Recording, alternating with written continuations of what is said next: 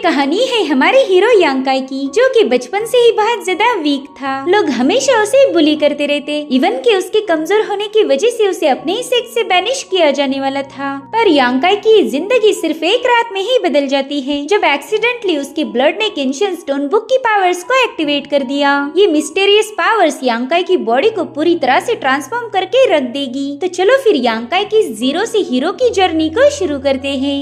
तो कहानी की शुरुआत में हम देखते हैं हमारे हीरो यांकाई को, जो कि अलग अलग डिसाइपल के हाथों बुरी तरह से पिट रहा था। उन पर अटैक करना तो दूर, वो खुद को उनके अटैक से बचा भी नहीं पा रहा था। और ये सारी चीजें एक बंदी नोट डाउन कर रही थी। फाइनली यांकाई बुरी तरह से घायल होकर नीचे गिर गया। तभी लिंगशा पवेलियन के एल्डर उसका हाथ चेक करते हैं। वो कहने लगे, यांग तुम्हारी बोन्स बहुत ही ज्यादा कमजोर है, जिस वजह से अनफॉर्चुनेटली तुम कभी कल्टीवेशन नहीं कर पाओगे। अब यहाँ पर हर रोज मार खाने से अच्छा है तुम पवेलियन छोड़कर चले जाओ। मगर यांकाई का ख्वाब था कि वो एक दिन बहुत ही पावरफुल कल्टीवेटर बनेगा, इसलिए वो एल्डर से रिक्वेस्ट करने लगा कि प्लीज मुझे एक आखिरी मौका दीजिए। अगर आपने मुझे यहाँ से निकाल दिया तो मैं कभी अपना सपना पूरा नहीं कर पाऊंगा। जिस पर एल्डर कहने लगे कि भले ही तुम हमारे डिसाइपल हो, मगर बिना कल्टीवेशन के तुम यहाँ रह नहीं सकते। हाँ, मगर हमारे सेक्ट के भी कुछ रूल्स हैं। अगर तुम यहाँ रह के काम करोगे तो हमें भी कोई एतराज नहीं, लेकिन ये सहूलियत मैं बस तुम्हें 3 सालों के लिए देने वाला हूँ। इन 3 सालों में ही तुम्हें बॉडी टेम्परिंग की 3rd लेवल तक जाना होगा।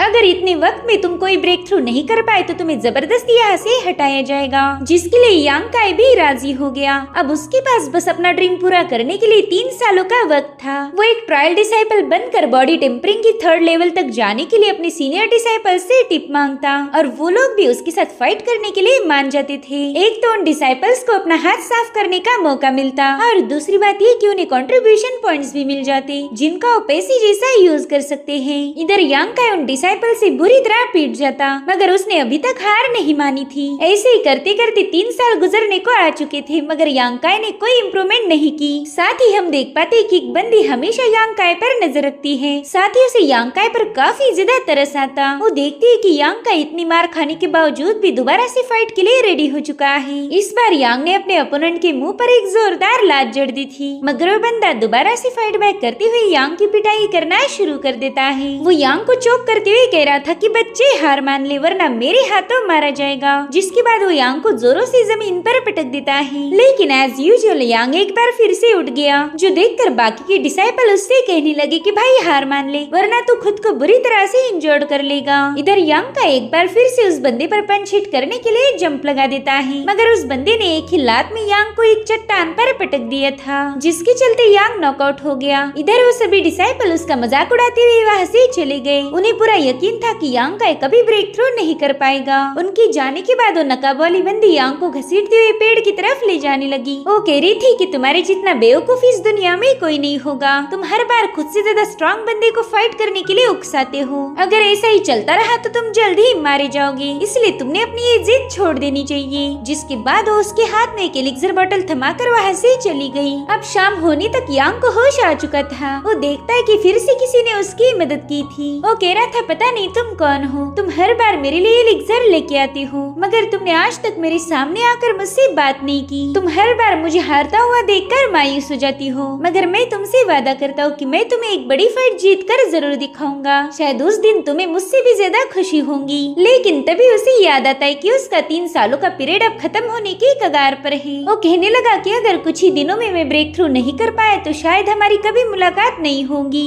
जिसके बाद वो मायूस होकर अपने घर पहुंच जाता है। उसकी इंजरीज उसे इस बार कुछ ज्यादा ही तकलीफ दे रही थी, तो यांग उस मेडिसिन को पानी में मिलाकर एक कपड़े की मदद से अपने चोटों पर लगाने लगा। जिसके बाद वो सोने चला जाता है। भले ही यांग काफी ज्यादा कमजोर है, मगर उसके इरादे बुलंद थे। लिंगशा पवेलियन में ऐसा कोई बंदा बचा नहीं था जिसने उसकी पिटाई न की हो, मगर कोई भी उसे गिव अप करने पर मजबूर नहीं कर पाया। और तभी हम देख पाते यांग की घाव से बहने वाला खून स्टोन पिलो पर लगते ही वो ग्लो करने लगी। यांग अपने आप उसी जगह पर पहुंच गया जहाँ पर उसे स्टोन पिलो मिली थी। तो यान ने तुरंत ही उस स्टोन पिलो पर अपना ब्लड लगा दिया। उसके ऐसा करते ही उस पिलो पर कुछ इंस्ट्रक्शंस नजर आने लगी। दरअसल वो एक मेथड थी गोल्डन बॉडी अचीव करने की। यांग समझ जाता है कि स्टोन पिलो असल में एक सीक्रेट बुक है। अब वो स्टोन पिलो उसे एक पहाड़ की चोटी के पास लेकर आती है, जहाँ पर यांकाई के सामने उसका अपोनेंट आ गया। उसने आते ही यांग के मुंह पर एक जोरदार पंच हिट कर दिया था, जिसके चलते यांकाई सीधे पहाड़ से नीचे गिरने लगा, मगर वो जल्दी से वहाँ की चट्टान को पकड़ लेता है। इधर वो बंदा उससे कह रहा था कि यांकाई, अगर तुम हार मान लो तो मैं तुम्हें ऊपर खींच लूंगा, जिस पर यांग कहता है कि इसकी कोई जरूरत नहीं, मैं खुद भी ऊपर क्लाइंब कर सकता हूँ। जो सुनते ही वो बंदा यांग के हाथ को अपने पाँव से मसलने लगा। जो देख यांग कहता है कि जाओ, कभी मुझे जानबूझकर हर्ट नहीं करेगा, बताओ तुम कौन हो, क्योंकि मैं जानता हूँ तुम जाओ तो बिल्कुल नहीं हो सकते।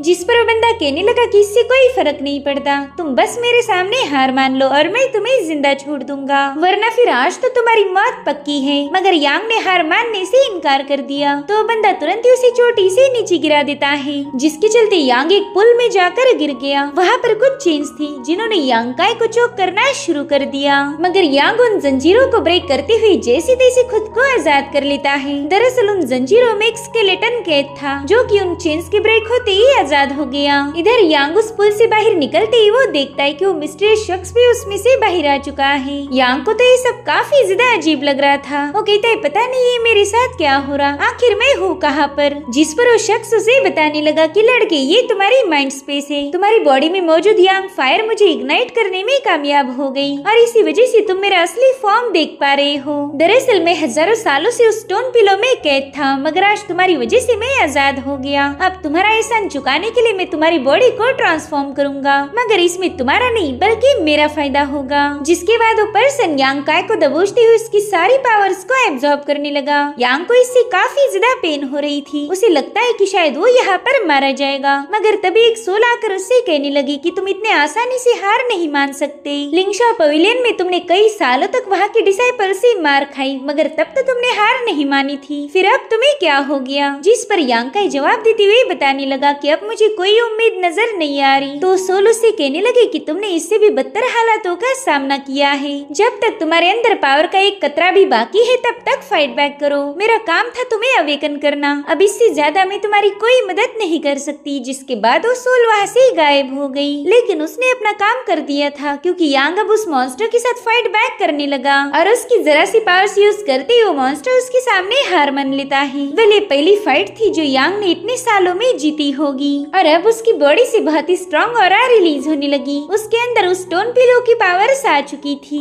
और उतने में ही यांग की नींद खुल जाती है। उसे लग रहा था कि उसने कोई डरावना ख्वाब देखा होगा, मगर थोड़ी देर में वो देखता है कि उसकी सारी इंजुरीज अपने आप हील हो चुकी है, साथ ही साथ उस स्टोन पिलो भी वहाँ से गायब थी। अब वो जल्दी से कल्टीवेट करने की कोशिश करने लगा, मगर उसकी बॉडी भी अब बहुत ज्यादा हेवी हो चुकी थी। अब यांग को तो कुछ भी समझ नहीं आ रहा था कि ये उसके साथ हो क्या रहा है, इसलिए वो कहने लगा कि शायद मैंने उस सीक्रेट बुक को एक बार फिर से चेक कर लेना चाहिए। और उसके ऐसा कहते ही वो सीक्रेट बुक अपने आप उसके पास आ गया, जो देख यांग काफी ज्यादा शॉक था। वो कहने लगा कि मैंने सुना था एक सोल स्टोन नाम का सीक्रेट ट्रेजर है, जो कि तुम्हारे लिए एक ऐसी स्पेस ओपन करेगा जिसमें तुम हजारों लाखों ट्रेजर को स्टोर कर सकते हो। तो शायद ये सीक्रेट बुक भी उसी सोल स्टोन से बना होगा। जिसके बाद वो तुरंत ही अपने घर के दरवाजे खिड़कियां बंद कर लेता है। वो इस बात को एक सीक्रेट रखना चाहता था, वरना कई सारे लोग उससे ट्रेजर छीनने की कोशिश करेंगे। जिसके बाद वो सीक्रेट बुक को पूरी तरह से ओपन कर देता है। उसके एक पन्ने पर गोल्डन बॉडी को अचीव करने की जानकारी लिखी हुई थी। वेल, इसे सीखने के बाद ही उस बुक का अगला चैप्टर रिवील होगा। तो यांग तुरंत ही उस मैजिक मेथड को पढ़ना शुरू कर देता है। उसमें लिखा था कि इस मेथड को सनराइज होने के आधे घंटे बाद प्रैक्टिस करना चाहिए। तो यांग ने तुरंत ही उसकी प्रैक्टिस शुरू कर दी और बस एक ही लेसन के बाद उसकी पावर्स में काफी हद तक इजाफा हो गया, जो देख यांग की खुशी का कोई ठिकाना नहीं था। और तभी यांग को फील हुआ कि कोई उस पर नजर रखे हुए है, इसलिए उसने तुरंत ही अपनी प्रैक्टिस बंद कर ली। अब उसका काम का वक्त हो चुका था,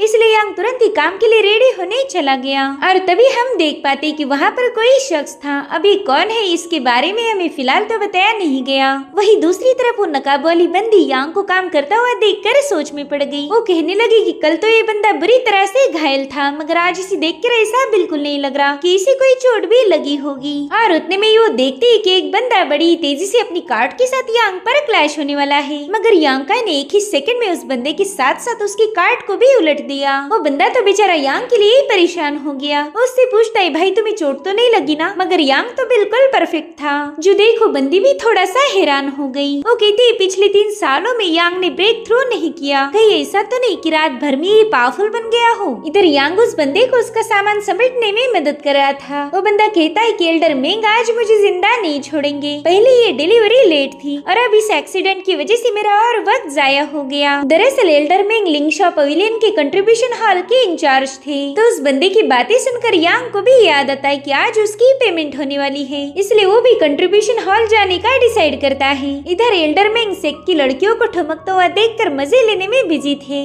एक काम उनका फेवरेट है, मगर तभी एक बंदा बीच में आकर उनके नजारे को डिस्टर्ब करने लगा। वेली बंदा भी यहाँ पर अपने पॉइंट्स कलेक्ट करने आया था। अब अपना काम होने के बाद वो वापिस जा ही रहा था कि तभी उसका बटुआ नीचे गिरने लगा। तभी यांग का तुरंत ही लपकते हुए उसका बटुआ पकड़ लेता है। अब यांग उसे इस बारे में कुछ बता पाई इससे पहले वो बंदा उसे पकड़ लेता है। वो कहने लगा कि तुम तो एक ट्रायल डिसाइपल हो, मगर फिर भी तुम्हारी हिम्मत तो देखो, तुमने एक यंग मास्टर का बटुआ चुरा लिया। जिस पर यांग कहता है भाई तुम गलत समझ रहे हो, मैं तो इसे कैच करके आपको ही वापस देने वाला था। लेकिन वो बंदा यांग की एक नहीं सुनता। वो कह रहा था कि तुम चोर हो, अब जल्दी से मेरे सामने घुटना पर बैठ के माफी मांगो, वरना मैं तुम्हारी पिटाई कर करके हालत खराब कर दूंगा। उसकी बातें सुनकर यांग भी उस पर भड़क गया था। वो कह रहा था कि मेरी कोई गलती नहीं, तो भला मैं तुमसे माफी क्यों मांगूंगा। जिस पर वो बंदा कहने लगा कि अगर तुम्हें अपने किए पर कोई शर्मिंदगी नहीं है तो फिर मैं तुम्हें लिंगशा पवेलियन की एक यूनिक स्किल शो करूंगा। अब इससे पहले कि वो यांग पर हमला कर पाए, उसके पाँव पर एक फ्लाइंग स्टोन आकर हिट हो गया, जिसके चलते वो बंदा खुद ही यांग के सामने घुटनों पर बैठ जाता है। यांग कह रहा था भाई क्या यही लिंगशा पवेलियन की यूनिक स्किल है। जो सुनकर वो बंदा उठने की कोशिश करने लगा, मगर वो अपनी जगह से हिल भी नहीं पा रहा था। वो कहने लगा कि जरूर से उस बुढ़ाऊ मेंग की हरकत होगी। वो कहता है एल्डर मेंग तुम हर बार इस बंदे को प्रोटेक्ट नहीं कर सकते, अगर तुम नहीं चाहते कि मैं इसे घायल करूं तो चुपचाप से मुझे रिलीज कर दो। उसके ऐसा बोलते ही वो प्रेशर अपने आप हट गया। अब वो बंदा लंगड़ाते हुए एल्डर मेंग को गालियां देते हुए वहाँ से चला गया। इधर यांग देखता है कि एल्डर मेंग तो खर्राटे लेने का नाटक कर रहे हैं। तो यांग उनसे कहता है सीनियर अब ये ड्रामा करने की कोई जरूरत नहीं। वो बंदा समझ गया था कि आपने ही मुझे प्रोटेक्ट किया, खैर आपने मुझे बचाया, इसके लिए मैं हमेशा आपका शुक्रगुजार रहूंगा। जिस पर मेंग कहते अरे थैंक यू बोलने से काम नहीं चलने वाला, अगर दम है तो मुझे तगड़ी पार्टी चाहिए। जिस पर यांग कहते अरे सीनियर इस उम्र में आपको पार्टी करना शोभा नहीं देगा, चलो जल्दी से मेरा पेमेंट ढीला करो ताकि मैं खाने पीने की चीजें खरीद सकूं। तो एल्डर मेंग ने उसे कुछ सिल्वर टेल्स दे दिए। अब यांग एक बार फिर से उनकी फिरकी लेकर वहाँ से जा ही रहा था कि तभी वहाँ पर वो नकाब वाली बंदी पहुँच गई। यांग की तो उससे नजरें भी नहीं हट रही थी, मगर एल्डर मेंग के डर से उसे वहाँ से भागना पड़ा। और उसी वक्त एल्डर मेंग का उड़ता हुआ जूता उस बंदी पर आ जाता है, मगर उसने तुरंत ही उसे कैच कर लिया। वो कह रही थी सीनियर शायद आप यांग काय को कुछ ज्यादा ही पसंद करते हो। जिस पर वो कहने लगे हाँ वो बंदा बहुत ही ज्यादा इनोसेंट है और दिल का सच्चा भी। वही दूसरी तरफ यांग एक शॉप में राइस खरीदने पहुंच चुका था। उस शॉप का ओनर राइस की बैग की वजह से नीचे गिरने वाला था कि तभी समय रहते यांग ने उसे और राइस बैग को कैच कर लिया। दरअसल यांग की शॉपकीपर से काफी अच्छे कनेक्शंस थे। यांग हर बार उन्हीं से राइस खरीदता है और वो लोग भी जानबूझकर उसे एक्स्ट्रा राइस दे दिया करते थे। अब यांग उन लोगों से बात ही कर रहा था कि तभी वहाँ पर दो मवाली पहुँच गए। उन्होंने आते ही यांग के राइस के थैले पर एक लात मार दी, मगर यांग तुरंत ही जाकर उसे कैच कर लेता है। वो लोग शॉपकीपर हान से कहने लगे कि तुम्हारा राइस पॉइजनस है, देखो मेरे भाई को पहले ये भी मेरे जैसा ही मोटा हुआ करता था, मगर जब से इसने यहाँ का राइस खाया तब से ये पतला हो गया। अब तो हवा का एक हल्का झोंका भी उसे उड़ा ले जा सकता है। अच्छा हुआ मैंने यहाँ का राइस नहीं खाया, वरना मैं भी इसके जैसा झिंगुर बन जाता। जिस पर हान कहने लगे कि जरूर से आपको कोई गलतफहमी हुई है, हम एक अच्छी क्वालिटी का राइस यूज करते हैं, इसलिए प्लीज हम पर इल्जाम ना लगाए। मगर वो बंदा तो उनकी कोई बात सुनने के लिए तैयार नहीं था। अब वो बंदा हान पर अटैक करने आगे ही बढ़ा कि तभी यांग बीच में आ जाता है और उससे बचने के चक्कर में उस बंदे के पैसों की बैग नीचे गिर गई। यांग उस बैग को देखकर ही कहने लगा कि ये बैग तो मुझे जानी पहचानी लग रही है। इधर हान उस बंदे को समझा रही थी कि आपके भाई की हालत हमारे राइस से खराब नहीं हुई, प्लीज आप इन्हें किसी हीलर को दिखा दीजिए, अगर आपको पैसों की जरूरत पड़े तो मैं आपकी हेल्प करने के लिए तैयार हूँ। मगर वो बंदा इसके लिए मना कर देता है। वो कह रहा था कि हम कोई बदमाश नहीं जो बेवजह तुमसे पैसे लेंगे, यहाँ पर सवाल लोगों की लाइफ का है। और उतने में ही वहाँ पर यंग मास्टर पहुँच जाता है। वो सबसे पहले तो वहाँ पर ये उनको घूरने लगा। उसकी हरकतों से पता चल रहा था कि ये उनको पसंद करता है। उतने में ही यांग को याद आया कि ये तो वही बंदा है जिसने अपने पैसों की बैग चोरी करने का मुझ पर इल्जाम लगाया था। तो गेस करता है कि जरूर से इन दोनों की कुछ मिली भगत होगी। इधर वो मोटा बंदा उस यंग मास्टर से डरने की एक्टिंग करने लगा। वो कहता है देखो मेरा भाई कितना ज्यादा बीमार है, हम यहाँ पर इसलिए आए ताकि लोगों को इस शॉपकीपर की सच्चाई का पता लग जाए। जो सुनते ही यंग मास्टर ने तुरंत ही उस बंदे पर एक पाम अटैक कर दिया, जिससे वो बंदा काफी पीछे पुश हो गया था। वो कहता है ऐसा तो बिल्कुल नहीं लग रहा कि तुम्हारा भाई इतना ज्यादा बीमार होगा। जिसके बाद वो एक और पाम अटैक करते हुए इन दोनों को नीचे पटक देता है। तब तक वहाँ पर आस पड़ोस के लोग जमा हो गए। यांग भी समझ गया था कि ये बंदा यहाँ पर हीरो बनना चाहता है, मगर किस लिए ये मुझे अभी तक समझ नहीं आया। इधर वो बंदा कहने लगा कि मेरा नाम है सुमो और मैं लिंगशॉ पवेलियन का डिसाइपल हूँ। मेरा काम है परेशान लोगों की मदद करना और मैं जानता हूँ कि तुम लोग जानबूझकर यहाँ हंगामा कर रहे थे। अब जल्दी से यहाँ से दफा हो जाओ। तो दोनों तुरंत ही वहाँ से भागने लगे, लेकिन तभी यांग उनके सामने आ जाता है। वो कह रहा था कि तुम्हारी एक्टिंग स्किल्स तो कमाल की है। जिसके बाद यांग उन दोनों को रास्ते पर पटक देता है। वो सबको बता रहा था कि इन दोनों ने जानबूझकर सीनियर हान पर इल्जाम लगाया। आज हान के साथ जो भी हुआ वो कल तुम्हारे साथ भी हो सकता है। यांग की बातें बाकी शॉपकीपर्स को भी सही लगी। वो कहने लगे कि हम इन दोनों को ऐसे ही नहीं जाने दे सकते, इन्हें जरूर से पनिशमेंट मिलनी चाहिए। जिसके बाद लोगों ने उन्हें पीटना शुरू कर दिया, जो देखकर सुमो काफी ज्यादा परेशान हो गया था। वो कह रहा था कि अगर ऐसे इनकी पिटाई करोगी तो ये लोग मारे जाएंगे। जिस पर यांग कहता है भाई ये लोग इसी के काबिल हैं। अगर इनके झूठ पर लोगों ने विश्वास किया होता तो मिस्टर हान का शॉप बंद पड़ जाता,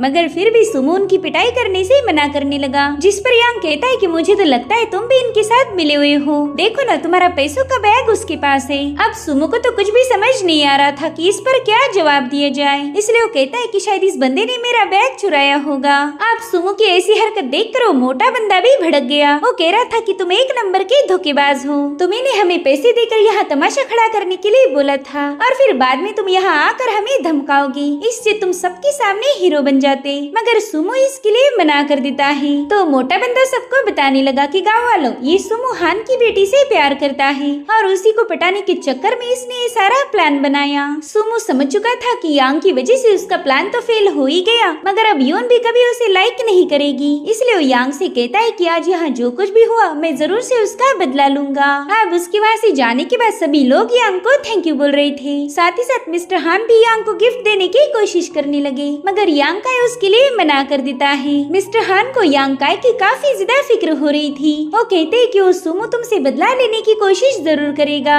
जिस पर यांग जवाब देता है कि हमारे सेक्ट के कुछ रूल्स है और वो बंदा उन्हें ब्रेक नहीं करेगा। उतने में ही यांग की नजर पड़ी यून पर, जो कि उसे देखकर काफी ज्यादा शर्मा रही थी। यांग तो उसकी हरकतें देखकर तुरंत ही समझ गया था कि यून उसे काफी ज्यादा पसंद करती है, मगर यांग ऐसे कोई झमेले में नहीं पड़ना चाहता था, इसलिए वो तुरंत ही वहाँ से कल्टी मार देता है। अब घर आने के बाद वो अपनी सीक्रेट बुक को चेक करने लगा। उसका 3rd पेज भी अब ओपन हो चुका था और उसी में से यांग को एक कोल्ड रन मिल जाती है। वो बुक उसे इंस्ट्रक्ट कर रहा था कि उसने इसे एज अ फर्नेस यूज करना चाहिए, मगर यांग के पास कोई हर्ब नहीं था जिसका वो यूज कर पाए। तो बुक उसे कुछ हर्ब्स के नाम भी शो करने लगा, जिनमें थी 3 लीफ रेमनेंट सोल फ्लावर और डेडवुड ग्रास। अगर यांग उन दोनों को इसमें बर्न करेगा तो उसकी कल्टीवेशन की स्पीड बढ़ सकती थी। हालांकि यांग ने आज तक ऐसे किसी हर्ब का नाम सुना ही नहीं था। वो कहने लगा कि मैं कल ही जाकर एल्डर मेंग को इसके बारे में पूछता हूँ, उन्हें जरूर से इन हर्ब्स के बारे में पता होगा। तो अगले ही दिन वो एल्डर मेंग से मिलने पहुँच गया, जो कि मस्त खराटे ले रहे थे।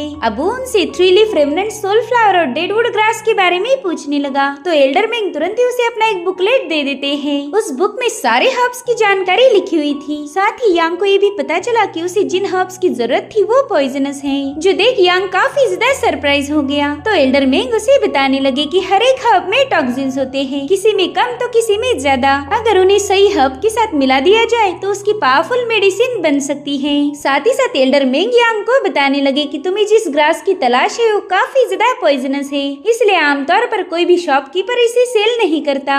अगर तुम चाहो तो मैं तुम्हें बता सकता हूँ कि ये ग्रास तुम्हें कहाँ मिलेगी। जो सुनकर यांग सोचने लगा कि एल्डर मेंग तो हमेशा खड़ूस जैसे बात करता है, फिर आज ये इतनी मीठी जबान कैसे बोलने लगा। जरूर से इसका कुछ काम होगा। वहीं पर एल्डर मेंग यांग को बताने लगे कि हमारे लिंगशॉ पवेलियन से 30 मील दूर ब्लैक विंड माउंटेन है, ये दोनों हर्ब्स तुम्हें वहीं पर मिल जाएगी। साथ ही तुम मेरा ये बुकलेट भी लेकर जाओ, उसे देखकर तुम उस हर्ब को पहचान लोगे। तो यांग कहते हैं मास्टर अब आप इतनी हेल्प कर ही रहे हो तो मुझे अपना काम भी बता दो, क्योंकि आप फ्री में तो मेरी हेल्प नहीं करोगे। जिस पर वो कहते अरे यांग, क्या मैं तुम्हें इतना सेल्फिश लगता हूँ? देखो मुझे तुमसे कोई काम नहीं, बस उस माउंटेन से मेरे लिए थोड़ी सी शार्प टूथ ग्रास, बुलियन ग्रास, कियानलान ग्रास और हेंगजी ग्रास लेकर आना।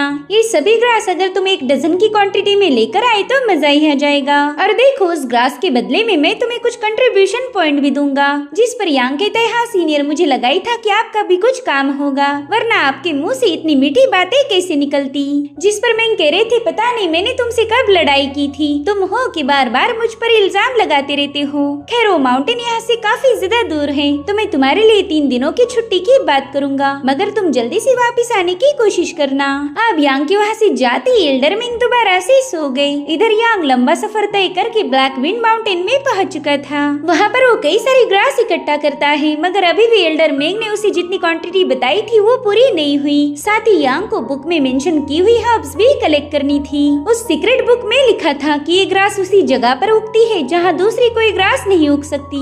अब यांग को कोई आइडिया नहीं थी कि वो जगह इस माउंटेन पर उसे कहाँ मिलेगी, और तभी एक जंगली सुअर उसके पीछे लग गया। लेकिन तभी यांग देखता है कि 2 हंटर्स ने उस पर अपने एरो से अटैक किया है। वो हंटर यांग को बताने लगे कि ये जंगली बोर बहुत ज्यादा खतरनाक है, बिना वेपन के तुम उसका मुकाबला नहीं कर सकते, इसलिए बेहतर होगा तुम हमारे पीछे रहो। इधर वो जंगली बोर उन पर अटैक करने के लिए आगे बढ़ने लगा। उस शिकारी के एरोज उस बोर की सख्त चमड़ी को भेद नहीं पा रहे थे, इसलिए इन लोगों ने तुरंत ही वहाँ से भागना शुरू कर दिया। वहीं पर यांग सोचता है कि अब वो बॉडी टेम्परिंग की 4थे लेवल पर है, इसलिए उसने डट के इस वाइल्ड बोर का मुकाबला करना चाहिए। इसलिए वो सीधे उस बोर पर कूद गया, जिसके बाद वो छलांग लगाते हुए एक ही लात में उस बोर को चट्टान पर पटक देता है, जिसके चलते वो बोर वहीं पर खत्म हो गया था। अब वो हंटर और उसका बेटा यांग का शुक्रिया अदा करने लगे। वो कहते अच्छा हुआ तुमने हमारी मदद की, वरना पता नहीं आज यहाँ पर क्या हो जाता। तो यांग कहते सीनियर प्लीज मेरा शुक्रिया अदा मत कीजिए, खैर मैं इस इलाके में नया हूँ, क्या आपको इस माउंटेन पर कोई ऐसी जगह पता है जहाँ कोई ग्रास नहीं उगती? तो वो लोग कहते हाँ यहाँ पर शाइन डेथ वैली है, वो जगह काफी ज्यादा अजीब है क्योंकि वहाँ पर कोई घास नहीं उगती,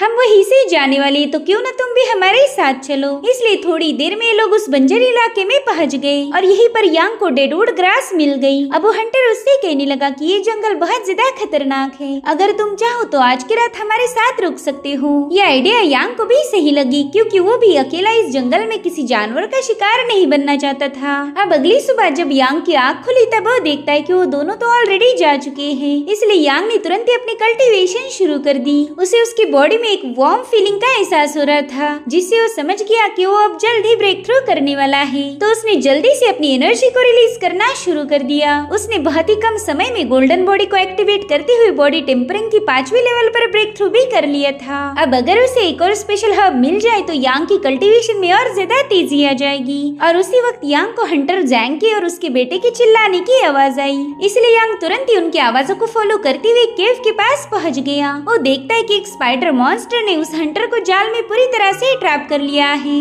और वो उसे खींचते हुए अपनी केव में ले जा रहा था, मगर यांग तुरंत ही उस पर अटैक करते हुए उसे वहाँ से भगा देता है। अब वो हंटर उसे बताने लगा कि प्लीज मेरे बेटे को बचा लो, वो मॉन्स्टर उसे अपनी केव में लेके जा चुका है। तो यांग भी तुरंत ही उस केव में दाखिल हो गया। वो देखता है कि उस केव में कई सारी इंसानी हड्डियां थी, यानी कि इस मॉन्स्टर ने अभी तक कई सारे लोगों का शिकार किया था। और उतने में यांग एक बड़े से हड्डी के ढांचे से नीचे गिर जाता है। वो सीधा उस मॉन्स्टर के घर में पहुंच चुका था। तभी वो देखता है कि ये तो एक फर्स्ट लेवल का मॉन्स्टर है और वो जल्दी उस बच्चे को निगलने वाली थी। यांग भले ही थोड़ा सा पावरफुल बन चुका था, मगर उसने आज तक किसी मॉन्स्टर का मुकाबला नहीं किया। अब वो सीधे जाकर उस मॉन्स्टर पर एक लात मारते हुए उस बच्चे को पकड़ लेता है। वो बच्चा इस मॉन्स्टर के पॉइजन की वजह से बेहोश था। तब तक उस मॉन्स्टर ने भी यांग पर अटैक करना शुरू कर दिए। वो उसे भी निगलने की फिराक में था, तो यांग उसके मुंह पर एक पंच हिट करते हुए साइड में हट जाता है। तब तक उस मॉन्स्टर ने उस पर केव के पत्थर गिराना शुरू कर दिए। यांग को कुछ भी करके इस केव से बाहर निकलना था,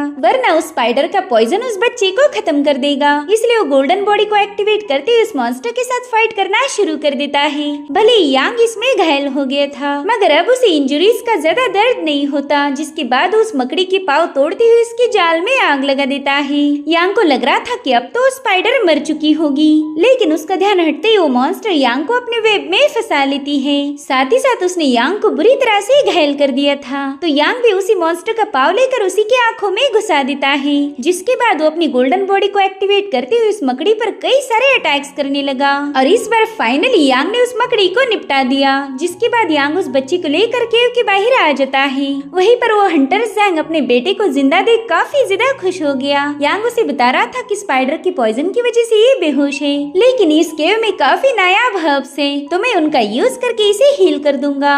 जिसके बाद यांग ने उस केव से काफी सारे हर्ब्स कलेक्ट कर लिए, साथ ही साथ उस बच्चे को भी हील कर देता है। जो देखकर वो हंटर यांग के सामने अपना सिर झुकाने लगा और कहने लगा कि मैं हमेशा आपका एहसानमंद रहूंगा। जिस पर यांग कहता है प्लीज ऐसा मत करो, आपने भी मेरी बहुत मदद की है। बस यहाँ से वापस जाने के बाद इस बच्चे को एक बार हीलर को दिखा देना। तो हंटर जैंग भी उसकी बात मान जाता है, मगर वो अचानक से यांग को उसके कपड़े उतारने के लिए कहने लगा। जो सुनकर यांग भी थोड़ा सा डर जाता है। वो कहने लगा भाई एहसान चुकाने के लिए तुम्हें ये सब करने की जरूरत नहीं। जिस पर जैंग कहने लगा अरे तुम तो मुझे गलत समझ गए, मैं तो बस तुम्हारे फटे हुए कपड़े ठीक करके देना चाहता हूँ।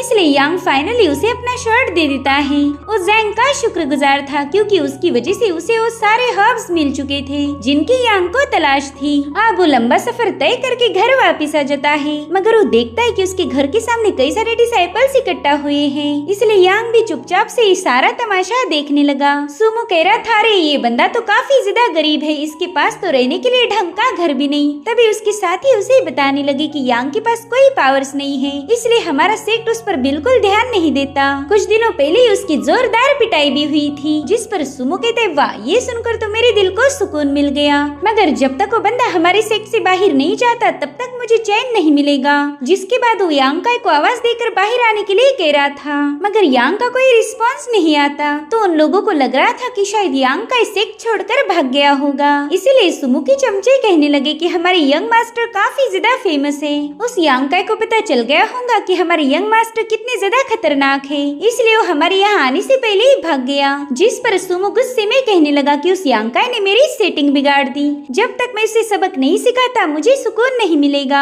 जाओ जल्दी से उसकी झोपड़ी जला दो, इस झोपड़ी की आग से ही मेरे दिल को ठंडक मिलेगी। मगर वो लोग तो इसके लिए मना कर रहे थे, इसलिए सुमो कहते हैं ठीक है वो मशाल मुझे दे दो, मैं खुद ही उसकी झोपड़ी जलाकर राख कर दूंगा। तभी यांकाई ने पीछे से उसके कंधे पर हाथ रख दिया। उससे पूछ रहा था कि भाई तुम ये घर क्यों जलाना चाहते हो। जिस पर सुमो कहने लगा कि ये घर यांकाई का है और मेरे लिए तो इतनी ही वजह काफी है। और तभी वो देखता है कि उसके साथ बात करने वाला बंदा कोई और नहीं बल्कि यांकाई है। सुमो को लग रहा था कि मेरे साथ इतने सारे चमचे हैं, भला ये बंदा मेरा क्या ही बिगाड़ लेगा। इसलिए वो यांकाई से कहने लगा कि उस दिन की बेइज्जती मैं अभी तक नहीं भूला, बस तू देखता जा, आज तो मैं तुझे जहन्नुम में पहुंचा कर ही दम लूंगा। मगर यांकाई ने उसके हाथ की मशाल छीनकर सीधा पानी की बकेट में फेंक दी। वो कहता है देख भाई तेरा पंगा मेरे से है, तो प्लीज मेरे घर पर उसका गुस्सा मत उतार। जिस पर सुमो कहता है ठीक है चल फिर फाइट के लिए रेडी हो जा। जिस पर यांग कहता है बस एक सेकंड में अपनी बास्केट रख के आता हूँ। इधर सुमो अपने चमचों से कह रहा था कि मैंने सुना है ये बंदा कभी हार नहीं मानता,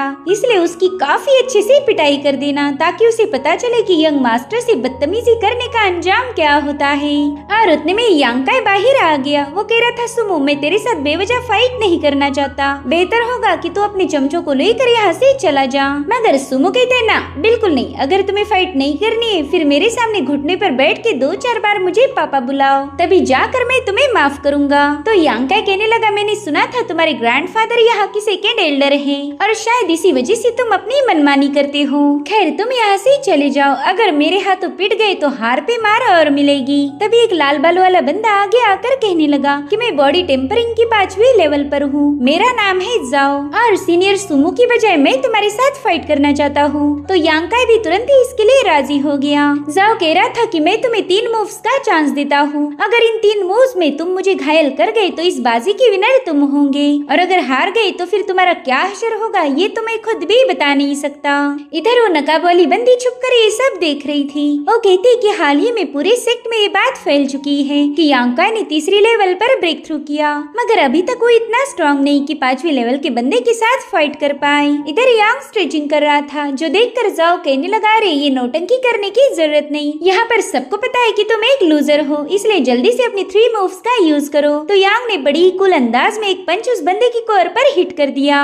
अब उसके दूसरे ही पंच में वो बंदा हवा में उछल गया था और तीसरी लात में वो बंदा हवा की सैर करते हुए जमीन पर पटक जाता है। यांग की इस मूव को देखकर सभी लोग शॉक थे। इधर वो बंदी भी सीधा पेड़ से नीचे पटक गई। उसे समझ ही नहीं आ रहा था कि इतने कम वक्त में यांकाई की पावर्स इतनी ज्यादा कैसे बढ़ गई। वहीं पर यांकाई सोचता है कि इस बंदे को मैं इतनी जोर से तो मारने नहीं वाला था। पता नहीं मेरी पावर्स में इतना इजाफा कैसे हो गया। इधर यंग मास्टर भी उस पर गुस्सा हो गया था। वो कहने लगा कि भले आज तुम जीत गए, मगर अगली बार मैं पूरी तैयारी के साथ आऊंगा। अब उनके वहाँ से जाते ही यांकाई उस सारे हर्ब्स लेकर पवेलियन में चला गया। उसने एल्डर को सोता हुआ देखकर जानबूझकर वहाँ पर शोर मचाया, जिससे एल्डर मिंग की नींद डर के मारे ही खुल जाती है। यांग कह रहा था कि मैं यहाँ अपनी जान पर खेल के हर्ब्स लाया हूँ और आप हो कि मजे की नींद ले रहे। देखो मैं आपने बताए हुए सारे हर्ब्स लेके आया हूँ। लेकिन एल्डर मिंग ने बताया हुआ एक भी हर्ब उसमें मौजूद नहीं था। हालांकि वो यांकाई का दिल तोड़ना नहीं चाहते थे, इसलिए उन्होंने उसे कुछ सिल्वर टेल्स देने का वादा किया। तभी यांकाई उन्हें एक और स्पेशल हर्ब शो करता है जो कि उसे उस केव से मिला था, जिसके बदले में एल्डर यांकाई को कुछ हर्ब्स देने के लिए राजी हो गए। बदले में यांकाई को उनका शॉप भी साफ करना था। हालांकि जैसे यांकाई के हाथों हर्ब लगे वो तुरंत ही वहाँ से भाग निकला। अब यांकाई घर जाते ही उस एसेंस बर्नर को for the first time use करता है, मगर वो हर्ब्स काफी ज्यादा पॉइजनस थी, जिसके चलते यांकाई को चक्कर आने लगे। लेकिन तभी उसकी गोल्डन बॉडी अचानक से ग्लो करने लगी। वो उस पॉइजन का यूज करते हुए यांकाई को और ज्यादा स्ट्रॉन्ग बना रही थी। अब कल्टीवेशन से बाहर आकर यांकाई सोच रहा था कि अगर वो कुछ और पावरफुल हर्ब्स हासिल कर ले तो शायद जल्दी अगले लेवल पर पहुंच जाएगा। इधर सुमो सपनों में उस शॉपकीपर हान की बेटी उनको किस करने लगा, मगर वो तो अपने दोस्त को ही किस करने वाला था। जो देख उसका दोस्त जोरों से चिल्लाने लगा। वो कह रहा था प्लीज मेरे साथ ऐसा मत कीजिए। उसकी आवाज सुनते ही सुमो का प्यारा सा सपना टूट गया। वो गुस्से में कहने लगा कि यूनटेन मैंने तुझे 1000 बार बोला है कि आधी रात को मेरे कमरे में मत आया कर। अगर गलती से तेरी इज्जत लूट गई तो फिर मुझ पर ब्लेम मत करना। जिस पर वो लोग कहने लगे कि अरे आपने ही तो हमें यहाँ बुलाया था। सुमो कहते अरे हाँ मैं तो भूल ही गया। खैर मैं चाहता हूँ कि तुम सभी लोग अपना दिमाग लगाओ। जब तक तुम उस यांकाई को सबक सिखाने का कोई तरीका नहीं ढूंढते तब तक तुम्हें सोने नहीं मिलेगा। जिस पर यूनटेन कहने लगा कि मेरे पास एक जबरदस्त आइडिया है। हम अब जरूर से उस यांकाई को सबक सिखाएंगे। और उसके आइडिया सुमो को भी काफी ज्यादा पसंद आई थी। अब अगले दिन यांकाई अपनी झाड़ू मारने के काम में बिजी था कि तभी यूनटेन वहाँ पर आ जाता है। वो बड़ी ही प्यारी सी स्माइल करते हुए यांकाई से कह रहा था कि सीनियर आपने तो जाओ को काफी अच्छा सबक सिखाया। वाकई आप तो किसी हीरो से कम नहीं हो। मगर यांग को पता था कि ये बंदा तो सुमो की टीम में है, फिर ये मुझे मस्का क्यों मार रहा। तो कंफ्यूज होकर यूनटेन से पूछने लगा कि भाई क्या तुम्हारी उस जाओ के साथ कोई दुश्मनी थी क्या। जिस पर वो कहते अरे सीनियर वो बंदा तो जानवर है जानवर, उसके जैसा कमीना मैंने आज तक नहीं देखा था। वो जाओ एक नंबर का बेशरम है। जिस पर यांकाई जानबूझकर कहने लगा कि अरे वो तो सुमो का दोस्त था। क्या तुम मानते हो कि वो सुमो भी इंसानी शरीर में एक हैवान है। मैंने तो यहाँ तक भी सुना था कि उस सुमो में ढेर सारी क्वालिटीज है। लोग तो कहते हैं कि वो एक नंबर का धोखेबाज लौंडियाबाज बेशरम लड़का है। उसके जितना नाकारा और झूठा बंदा कोई नहीं होगा। इधर सुमो चुपके से उनकी सारी बातें सुन रहा था और उसे अपनी इतनी सारी तारीफें सुनकर काफी ज्यादा गुस्सा आने लगा। मगर उसके चमचे उसे बताते कि प्लीज शांत हो जाए वरना हमारा सारा प्लान चौपट हो जाएगा। तो सुमो भी अपने गुस्से को चाय की माफिक गटक लेता है। यूनटेन कह रहा था कि हाँ तुमने जितनी भी चीजें बोली है वो सब उस कमीने की स्पेशल क्वालिटीज है। सच बताओ तो मुझे उस सुमो का थोबड़ा देखना भी पसंद नहीं। जिस पर यांग कहता है अरे भाई नहीं मुझे नहीं लगता कि सुमो इतना बुरा इंसान होगा, मगर अब तुमने बोला है तो शायद ये सारी बातें सच होंगी। जिस पर यूनटेन कहने लगा कि वो सुमो तो कमजोरों को बुली करता है और पावरफुल के सामने डरने लगता है। ये सब सुनकर तो बेचारी सुमो के दिल में ही दर्द होने लगा। अगर उसने 2-4 बातें और सुन ली तो उसको सीधा हार्ट अटैक आ जाएगा। इधर यूनटेन यांग को मस्का मारते हुए कहने लगा कि भाई तुम बहुत ज्यादा स्ट्रांग हो, इसलिए मैं चाहता हूँ कि तुम मुझे अपनी 2-4 मूव सिखा दो। जो सुनते ही यांग समझ जाता है कि ये बंदा उसके साथ फाइट करने के मूड में है। वो ट्रेनिंग के नाम पर यांग को पीटना चाहता था, इसलिए वो यांग को काफी ज्यादा मस्का मारने लगा। तो यांग कहता है ठीक है चलो मैं तुम्हारे साथ फाइट करने के लिए तैयार हूँ, मगर मेरा भी इसमें कुछ फायदा होना चाहिए। जिस पर यूनटेन कहता है कि मेरे पास कुछ कंट्रीब्यूशन पॉइंट है तो सारे पॉइंट्स में तुम्हें देने के लिए तैयार हूँ। यूनटेन सोचता है कि कुछ पॉइंट्स का लॉस भी हुआ तो कोई प्रॉब्लम नहीं, मगर इस यांकाई को पीटने का मुझे मौका मिलेगा। तभी यांग कहता है ठीक है जाओ मेरे लिए कुछ हर्ब्स खरीद कर लाओ, उसके बाद ही हम मुकाबला करेंगे। इसलिए यूनटेन बड़ी ही तेजी से पवेलियन से कुछ हर्ब खरीद कर पहुँच जाता है। ये हर्ब्स काफी ज्यादा महंगे थे, मगर यांग को कूटने के लिए कीमत कुछ भी नहीं। जिसके बाद उन दोनों में फाइट शुरू हो गई। यूनटेन यांग पर कई सारे अटैक करने की कोशिश कर रहा था, मगर यांग उन सबको आसानी से डॉज करने लगा और उतने में ही यूनटेन ने यांग पर एक पावरफुल पंच हिट कर दिया, मगर दर्द यांग को नहीं बल्कि यूनटेन को ही होने लगा। तो अब वो अपनी एक और टेक्निक को एक्टिवेट करते हुए यांग के आसपास गोल गोल चक्कर काट रहा था। साथ ही साथ उसने यांग पर कई सारे पाम अटैक किए थे, मगर यांग की गोल्डन बॉडी पर उसका कोई असर नहीं होता। और अब अटैक करने की बारी यांग की थी। उसने एक जोरदार छलांग लगाते हुए पहला तो यूनटियान को जमीन पर पटक दिया, जिसके बाद उसकी छाती पर बैठकर उस पर मुसलसल पंचेस हिट करना शुरू कर देता है। वो कह रहा था, जूनियर मेरे मूव्स को याद रखना, एक बार शुरू किए तो खत्म होने तक बिल्कुल भी रुकना मत। इधर बेचारा यूनटियान तो मार खा खा के परेशान हो गया था। वो कहता है, भाई इतना सबक आज के लिए काफी हो गया, अब प्लीज मुझे मारना बंद कर दो। तो यांग ने उसे छोड़ दिया। वो कह रहा था कि अगली बार मैं तुम्हें और अच्छे से ट्रेनिंग दूंगा, और हाँ, इन हर्ब्स के लिए भी तुम्हारा शुक्रिया। अब यांग के वहाँ से जाते ही यूनटियान ने जोर जोर से रोना शुरू कर दिया। वो कह रहा था कि मैंने अपने ही पैसे गवा कर इस बंदे के हाथों बुरी तरह से मार खाई, अब प्लानिंग फेल होने की वजह से वो सुमो भी मुझे अलग से कुटेगा। इधर सुमो और उसके चमचे भी काफी ज्यादा शॉक हो गए थे। सुमो कहता है कि यांग तीसरे लेवल पर होके भी 5वें लेवल के बंदे पर भारी पड़ गया। ऐसा लिंगशॉ पवेलियन की हिस्ट्री में पहली बार हुआ है। तभी यांग वहाँ आकर उसे थैंक्स बोलने लगा। वो कहता है, भाई अच्छा हुआ तूने उस बंदे को मेरे हाथों पीटने के लिए भेजा, देखना मेरी प्रैक्टिस भी हुई और ये हर्ब्स भी मिल गए। नेक्स्ट टाइम और किसी पैसे वाले बंदे को भेज देना ताकि मेरा भी फायदा हो। सुमो उससे पूछने लगा कि तुम्हें कैसे पता वो बंदा मेरा दोस्त है, जिस पर यांग कहने लगा कि उस दिन जब तुम मेरा झोपड़ा जलाने आए थे ना, उसी दिन मैंने उसे देख लिया। मैं लोगों की शक्लें आसानी से नहीं भूलता। जिसके बाद उन सबको बाय बाय बोलते हुए सीधे अपने घर आकर कल्टीवेट करने लगा। वो सोचता है कि ऐसे ही प्रैक्टिस करके मैं बॉडी टेम्परिंग की 7वें लेवल पर पहुंच जाऊंगा, मगर वहां तक जाने के लिए मुझे अपनी बॉडी में वाइटलिटी जनरेट करनी होगी, एक ऐसी वाइटलिटी जो समय के साथ साथ अपने आप ही मल्टीप्लाई और ताकतवर हो। यही वाइटलिटी हमारी बॉडी में ग्रेट ज़ाओटियान को फॉर्म करती है, जो कि आगे चलकर हेवन और अर्थ के दरमियान एक ब्रिज ओपन करेगा, जिससे हम बॉडी टेम्परिंग राउंड पर ब्रेक थ्रू करते हुए दूसरे राउंड में पहुंच सकते हैं। यांग काई जानता था कि ये वाइटलिटी उसकी कोर में छुपी हुई है, तो उसे अवेकन करने की कोशिश करने लगा और बड़ी मेहनत के बाद उसकी वाइटलिटी अपीयर हो गई। भले फिलहाल वो इतनी ज्यादा स्ट्रॉन्ग नहीं थी, मगर समय के साथ साथ वो मल्टीप्लाई होती जाएगी। अब यांग का इस वाइटलिटी का एज अ फाउंडेशन यूज करते हुए मार्शल आर्ट की प्रैक्टिस कर सकता था, जिसके बाद वो एक बार फिर से हर्ब्स को बर्न करके कल्टीवेट करने बैठ गया। तब तक काफी रात हो चुकी थी और इस अंधेरे का फायदा उठाने के लिए सुमा अपनी टोली के साथ वहाँ पहुँच गया। उन सब ने नकाब पहने हुए थे ताकि कोई उन्हें पहचानने न पाए, लेकिन अब सुमो की टोली काफी ज्यादा परेशान हो गई थी। वो कहते, सीनियर एक काम करते हैं, इस बंदे को और थोड़ा लेवल अप करने दो, जैसे ही आपके लेवल पर आएगा तब आप ही इसका काम तमाम कर देना। मगर सुमो इसके लिए मना कर देता है। वो कह रहा था कि मैं तब तक इंतजार नहीं कर सकता, मुझे जल्दी से इस बंदे को सबक सिखाना है। तो यूनटियान उसे समझाने लगा कि यांग का अब काफी ज्यादा पावरफुल बन चुका है, अगर हमने उस पर स्नीक अटैक किया तो हमें पनिशमेंट मिलेगी। जो सुनते ही सुमो ने अपनी एक ही टिचकी में उसे नीचे गिरा दिया। वो कह रहा था कि पहला तो तुम उस बंदे से डरना बंद करो, मैं जानना चाहता हूँ कि ये बंदा इतनी आसानी से लेवल अप कैसे कर पाया। बस थोड़ी देर और इंतजार करते हैं, फिर हम उसे ऐसा कूटेंगे कि वो कमीना 3 दिनों तक अपने बिस्तर से उठना नहीं चाहिए, और अगर कोई प्रॉब्लम हुई तो मैं हूँ ना, मैं सारी जिम्मेदारी अपने सर उठा लूंगा। मगर सुमो के बंदे अभी भी कन्विंस नहीं थे कि वो यांग काय को हरा पाएंगे, इसलिए उन्होंने आपस में ही एक प्लान बनाया जिसकी सुमो को कोई खबर ही नहीं थी। अब सबसे पहला तो अपने 2 बंदों को यांग काय पर अटैक करने के लिए भेज देता है, लेकिन डोर के पास जाते ही वो दोनों जानबूझकर बेहोश होने का नाटक करने लगे। इधर यूनटियान सोचता है कि पता नहीं ये सुमो उस बंदे के पीछे क्यों पड़ा है, ये उसे हरा तो नहीं सकता मगर बार बार उसकी उंगली कर रहा है।